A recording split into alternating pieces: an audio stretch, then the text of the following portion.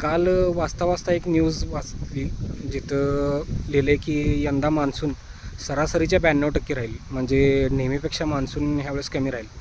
आता मान्सून कमी राहिला तर काय होतं की शेतीचं उत्पन्न बऱ्यापैकी घटते.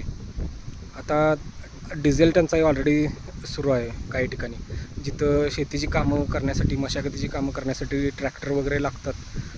तिथे डिझेलच्या टंचाईमुळे ती कामं पटकन होत नाहीत. अशात जर पाऊस लवकर सुरू झाला आणि काही दिवस पडला तर कामं खोळंबतात.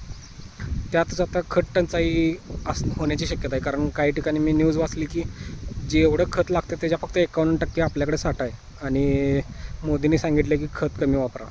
आता हे खत कमी वापरलं तर काय होतं आहे की आपलं शेतीचं उत्पादन जे आहे ते घटते.